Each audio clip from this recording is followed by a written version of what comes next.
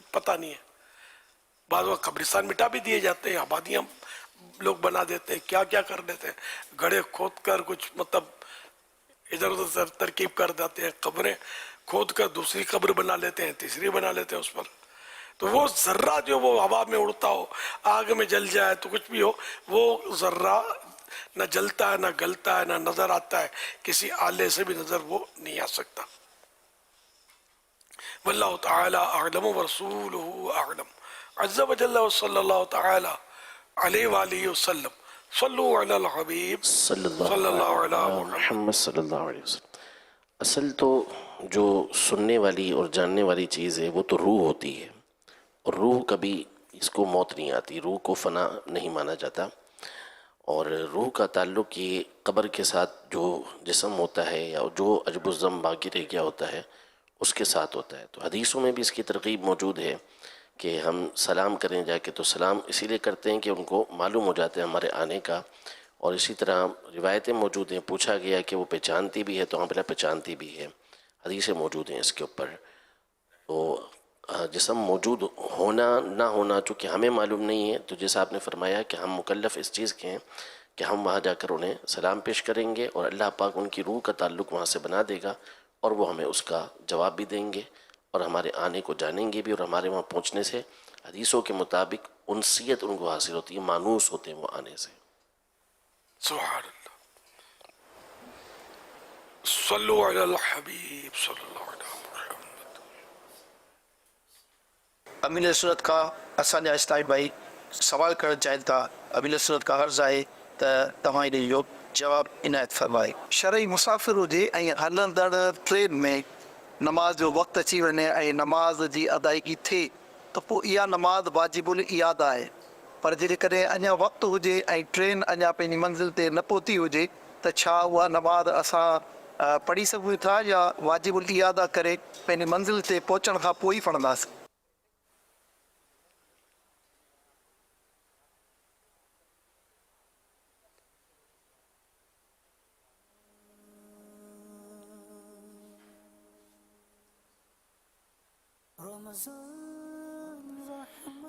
سر وہ نماز کے لیے استقرار شرط ہے, فرض, وتر اور سنت فجر. فتح رضویہ میں اس طرح کا مضمون ہے کہ ٹرین جب تک رکتی نہیں ہے اس وقت تک نماز نہ پڑھے, ٹرین مکمل رک جائے تب نماز پڑھے. یہ نمازیں یعنی خاص اس کے لیے شرط ہے. اچھا, اب ٹرین رکتی ہی نہیں ہے, موقع ملے گا نہیں, تو اب نماز قضا کرنے کی اجازت نہیں ہے. اسی حالت میں چلتی ٹرین میں یہ نمازیں پڑھ لے, اور بعد میں ٹرین جب رک جائے تو وہ اس نماز کو دوبارہ پڑھ لے, تو قضا کرنے کا گناہ اس کو نہیں ملے گا. فتح رضویہ کے مضمون کا یہی خلاصہ ہے.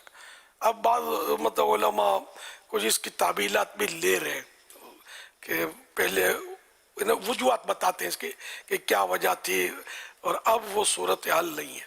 سر اس میں ہوتا ہے کہ من جہت العباد من جہت اللہ, دیکھیں اللہ کی طرف سے یہ نماز پڑھنے میں کوئی رکاوٹ تھی یا بندوں کی طرف سے, تو اس کے حساب سے وہ مسائل کا ترتب ہوا ہے یہاں.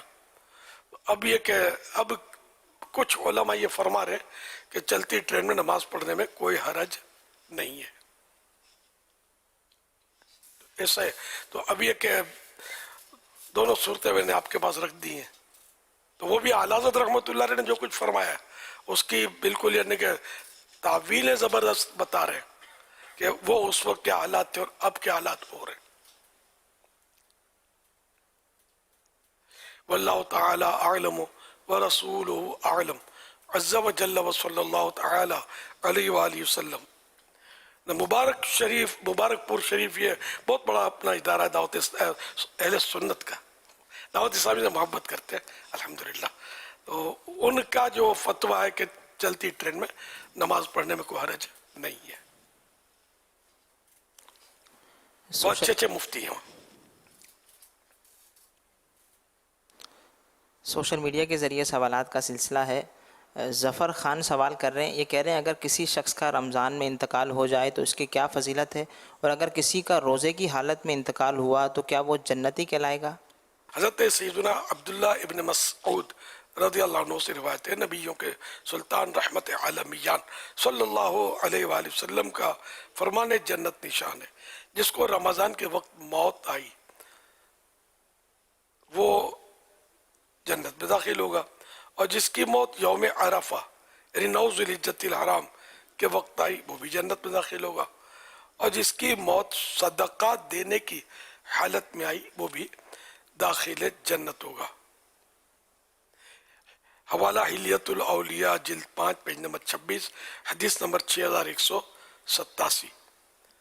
اور شرح الصدور میں حضرت سیدنا انس بن مالک رضی اللہ عنہ سے روایت ہے کہ ماہ رمضان میں مردوں سے عذاب قبر اٹھا لیا جاتا ہے۔ تو یہ فضیلت ہے، تو یہ اس طرح کی فضیلتوں میں یہ ہوتا ہے کہ بے شک یعنی کہ ہم امید رکھیں۔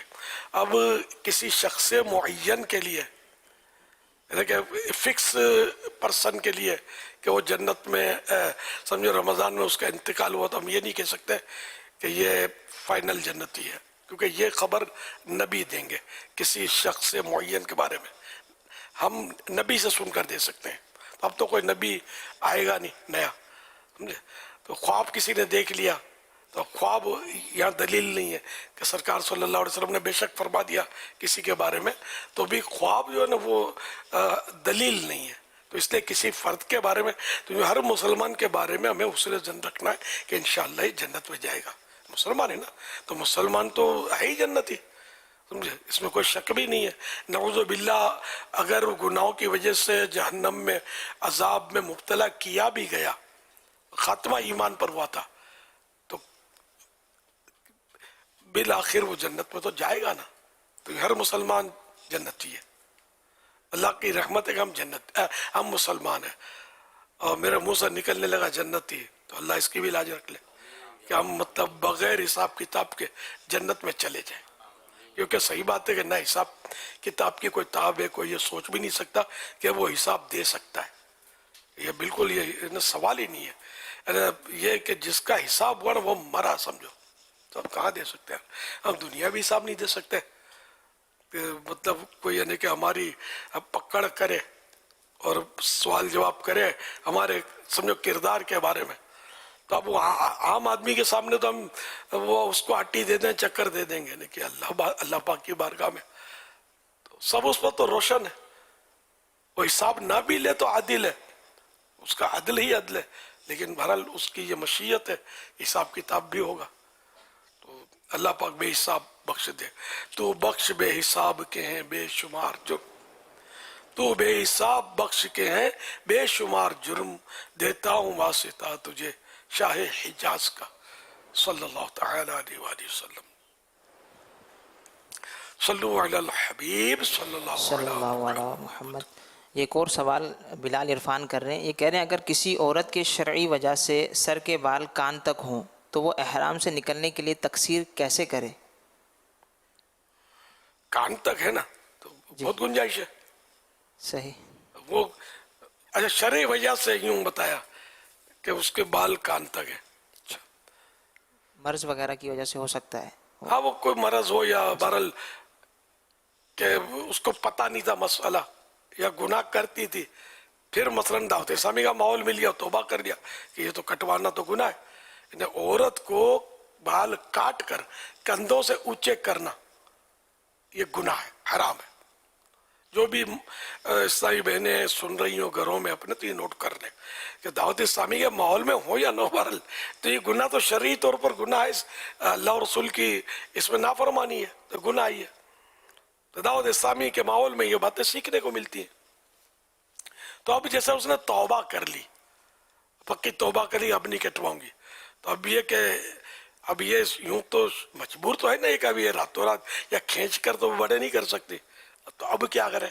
تو وہی کہ ایک انگلی کے پوروے کے برابر کم از کم سر کے چوتھائی سر کے بال جو ہے ہر بال چوتھائی سر کا ایک پوروے کے برابر کٹ جائے، تبھی تقصیر ہوگی اس کی احرام سے باہر ہونے کے لیے۔ اور اس میں زیادہ بالوں کو اگر یہ تھوڑا کاٹ لے نا، ایک تو اس میں چھوٹے بڑے ہوتے ہیں نا، تو یوں مطلب یہ کہ ترکیب अच्छे बन जाएंगे। जैसे चोटी से इस तरह मैंने करती होती हैं, तो यहाँ तो चोटी का भी तस्वुर नहीं है जो सवाल किया गया, ताहम ये काटना तो पड़ेगा बाल। बात समझते हैं इस तरह भाइयों के लिए कि वो सर मुंडवाते हैं तो बाल तो है नहीं, क्या करें, तो सर मुंडवा लिया तब भी उस पर उस तरह फिरवाना पड़ेगा। दोबारा उम्रा किया तो मसलन, अच्छा अब किसी की कुदरती गंज है, गंज होती है कि उसके बाल उगते ही नहीं है, वो तो बिल्कुल यानी कि, तो अब क्या करें, उस पर भी उस तरह फिरवाना जरूरी है। बचत की एक सूरत है वो ये कि किसी के सर में फुड़ियां इतनी है कि वो करवा ही नहीं सकता, फुड़ियां छिल जाएंगी और खून हो जाएगा, तो इसको माफ है। सल्लु अला हबीब सल्लल्लाहु अला मुहम्मद।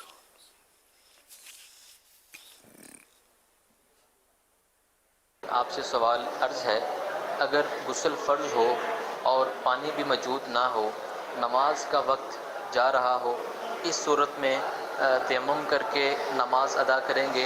हाँ, अगर गुस्ल फ़र्ज है तो इस सूरत में गुस्ल कैसे करेंगे, और पानी भी नहीं है तो नमाज का वक्त भी जा रहा है, रहनुमाई फरमाइएगा नमाज कैसे अदा फरमाएंगे। जज़ाकल्लाह खैरा। गुस्ल और वजू दोनों की नियत कर ले, है ना, तयम्मुम में गुस्ल की नियत कर ले, तो जब गुस्ल हो गया तो वो वजू अंडरस्टूड हो जाता है।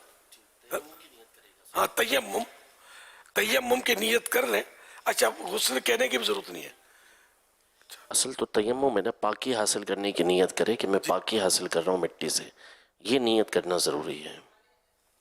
गुस्ल फर्ज है तो वही उतर जाएगा उसका, और वजू भी हो जाएगा। यानी अगर इसने इस कंडीशन में नमाज पढ़ ली तो फिर नमाज दोबारा उसको वक्त पानी मिलने के बाद दोबारा पढ़नी होगी नमाज, क्योंकि पानी पर तो कादिर है। हाँ, पानी मौजूद है, वो टाइम की वजह से मतलब इसको रुकावट खड़ी हुई थी, तो इसलिए नमाज दोबारा पढ़नी होगी। कज़ा ना करे, कज़ा का गुनाह नहीं होगा, लेकिन ये देख लेगा अपनी तरफ से तो कोताही नहीं करते ना, बाद वक्त ऐसा ना हो के बंदा अपनी तरफ से कोताही करे, तो ये फिर उसका मामला उसके रब का मामला है। जिससे वो मुंह में बदबू हो जाए तो मस्जिद में दाखिला हराम है, जमात से मस्जिद में नमाज पढ़ना ही, इसको मस्जिद में आना ही नहीं है, तो जमात भी इसके ऊपर अब माफ हो गई, अलग से नमाज घर में पढ़े अपने। मस्जिद की जमात और हाजिरी से इसको रोक दिया शरीयत ने, तो इसका फिर लिखा हुआ है कि अगर जानबूझकर इस तरह ये करता है कि मैं अपने मुंह को कच्ची प्याज खा ली जैसे, तो ताकि मस्जिद में जाने से बच जाए, घर में नमाज पढ़ ले और जमात उसको माफ हो जाएगी, तो गुनाहगार है। यूं मतलब है कि इसमें हीलेबाजियां ना की जाए। जब मजबूरी है, कोई सी वजह हो गई, तयम्मुम अब करना पड़ रहा है इसको, जैसे फजर में हो सकता है कि आदमी की आंख ना खुले, मजबूर हो जाए। सल्लु अला हबीब सल्लल्लाहु अला मुहम्मद। एसएमएस के ज़रिए सवाल है कि जिस्म पर कहीं चोट लग जाए और खून निकल आए तो क्या इससे रोज़ा टूट जाता है? नहीं, रोज़ा नहीं टूटता। एसएमएस के ज़रिए सवाल है, कासिम अत्तारी सवाल कर रहे हैं, या सैयदी ये इरशाद फरमा दें, दुआ तरावी नमाज तरावी शुरू करने से पहले पढ़ी जाए या दुआ तरावी पढ़े बगैर नमाज तरावी शुरू कर दी जाए? बिल्कुल इब्तिदा में तो दुआ पढ़ी तो नहीं आती, 4 रकात पे बैठते हैं ना, तो उसमें ये तरावी की दुआ, ये तस्बीह पढ़ी जाती है तरावी की, तो ये भी शर्त नहीं है कि पढ़ना होगा, नहीं पढ़ेगा तो गुनाह होगा। कुछ भी जिक्र अस्कार भी अगर करना चाहे, नफलें पढ़ना चाहे तो ये भी कर सकता है। इसमें बेहतर ये होता है कि 4 रकात पढ़ने के बाद जो रुकने का है ना, तो तरवीहा बोलते, ये 4 रकात जितना रुके, तो अब तो कोई भी नहीं रुकता 4 रकात जितना, तो कहीं कोई रुकता हो तो पता नहीं है, देखा नहीं है कभी। 4 रकात के बाद वो तो एक बार तस्बीह गालिबन पढ़ते हैं, एक ही बार पढ़ते हैं, और पढ़ के वो फौरन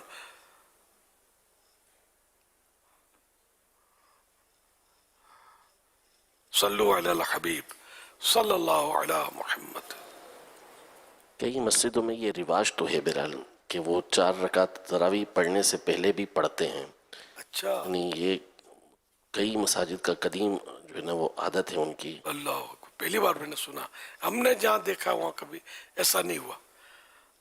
اب پڑھتے ہیں تو ظاہر ہے اس کو گناہ بھی نہیں ہے، اللہ کا ذکر ہی کر رہے ہیں، لیکن اس کو ضروری نہ سمجھے کہ ضروری تو 4 رکعت کے بعد بھی نہیں ہے.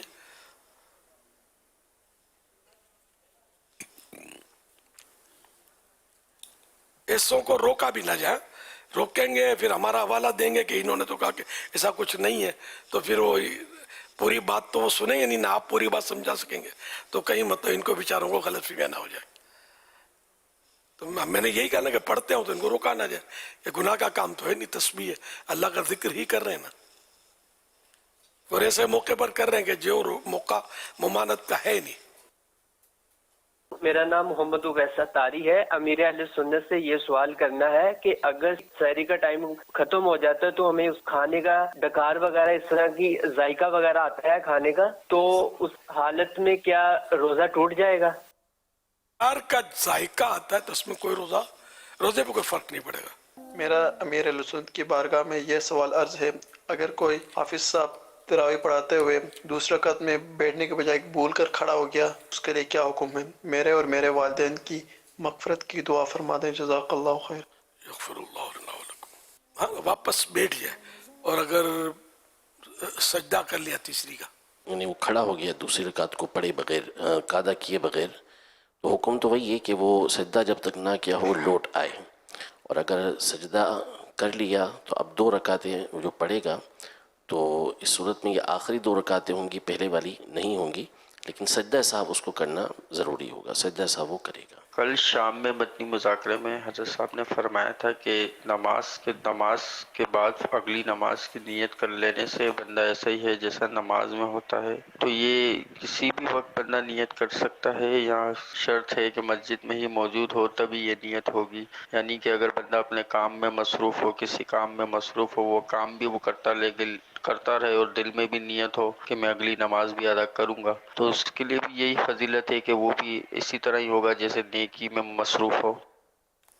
اللہ اللہ. حدیث پاک میں کہ جو نماز کے انتظار میں ہے وہ بھی نماز میں ہے، یہی ہے نا. اب یوں تو کوئی زندگی بھر کی نیت کر لے میں نمازیں پڑھوں گا تو یہ انتظار تو پایا نہیں گیا نا. جیسے دوسری حدیث مبارکہ ہے نا کہ اللہ پاک 7 طرح کے افراد کو اپنے عرش کا سایہ عطا فرمائے گا، تو اس میں سے ایک وہ شخص ذکر کیا کہ قلبہ معلق بالمسجد، جس کا دل جو ہے وہ مسجد کے ساتھ اٹکا ہوا ہو. تو اس کی تشریح کرتے ہوئے علماء نے پھر یہی ارشاد فرمایا کہ جیسے وہ کام کاج میں تو مصروف ہے، اپنے گھر آ گیا، لیکن وہ بس انتظار میں ہے کہ ابھی نماز کا وقت ہو تو میں پھر دوبارہ مسجد کے اندر جاؤں. تو اب اس پر اس حدیث کے تحت تو پڑھا نہیں ہے، لیکن اس کی کوئی ممانعت بھی سمجھ نہیں آتی، کیونکہ مسجد کے ساتھ خاص نہیں ہے کہ جو مسجد کے اندر ہی ہو اسی کے لیے یہ فضیلت ہو.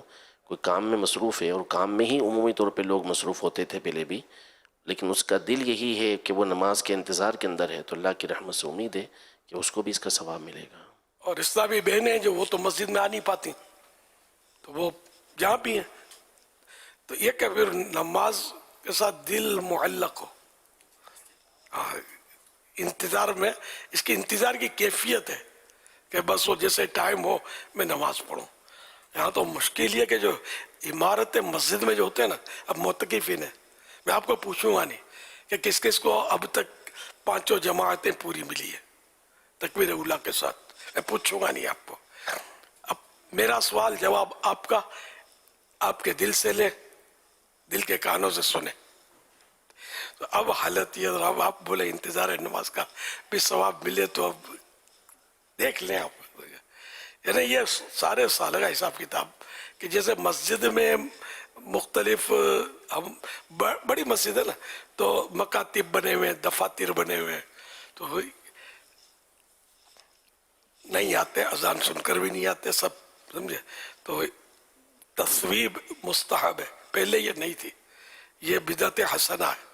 تصویب کبھی دیکھا نہیں ہے کوئی اس کی مخالفت کسی نے کی ہو، کیونکہ نہ یہ میلاد شریف ہے نہ 11ویں شریف ہے، یہ کچھ اور ہی ہے، سمجھے. شاید تو اس کی کبھی میں نے مخالفت نہیں سنی. حالانکہ تصویب اور تصویب کیا ہے, سننے والوں کو تشویش ہو رہی ہے کہ یہ کیا بول رہا ہے. میں بتا دیتا ہوں آپ کو. تو تصویب جو ہے یہ بدعت حسنہ ہے, پہلے نہیں تھی اب ہے.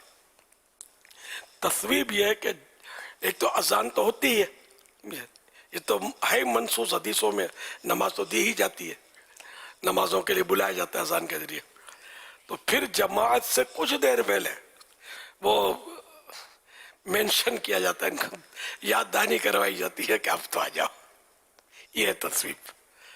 تو رد المختار وغیرہ میں یا در مختار کے حوالے سے مطلب باہر شریعت میں کہ جیسے بلانے کے لیے وہ مائک میں الصلاۃ والسلام علیک یا رسول اللہ وغیرہ پڑھا جائے. تو اب یہ کہ ہمارے یہاں پہلے تصویب نہیں تھی فیضان مدینہ میں, ابھی ہمارے مسجدوں میں ہر جگہ نہیں ہوتی تصویب. فیضان مدینہ میں پھر یہ کہ بہت مطلب اس میں شاید سینکڑوں تو کم از کم ہوں گے وہ طرح طرح کے وہ جو کام ہوتے ہیں نا, تو ان کی توجہ دلانے کے لیے بھائی اب تو آ جاؤ جماعت تیار ہے. تو یہ پھر اٹھیں گے تو وضو کریں گے, تو پھر جو یہی حال معتکفین کا بھی ہوتا ہے جو بہت زیادہ ہے نا, تو ان میں ہر ایک 5 ٹائم کا نمازی پہلے سے ہوتا بھی نہیں ہے, تشریف لاتے ہی ہیں, نمازی بننے کے لیے آتے ہیں سمجھ لو. تو وہ تو ہو سکتا ہے کہ وہ آ بھی جاتے ہوں گے, لیکن پرانے نمازی جو ہیں وہ ہو سکتا ہے کہ غفلت بھی کر جاتے ہوں گے. تو یوں معتکفین کو بھی ساری جماعت, ساری نمازیں با جماعت نصیب ہوتی ہوں, یہ دنیا دیکھی والی ایک پرانا حال ہے کہ سلام پھیرنے کے بعد دیکھو تو صفیں کھڑی ہوتی ہے پیچھے, ٹھیک کون ہے. کچھ نہ کچھ معتکفین بھی اس میں ہوتے ہوں گے, کچھ نہ کچھ عوام بھی ہوتے ہوں گے. تو یہ سارا مطلب ہے.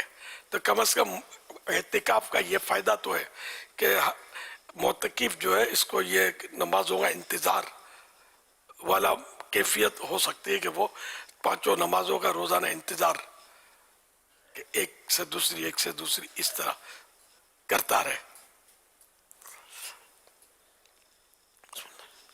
تو یہ ہے تصویب.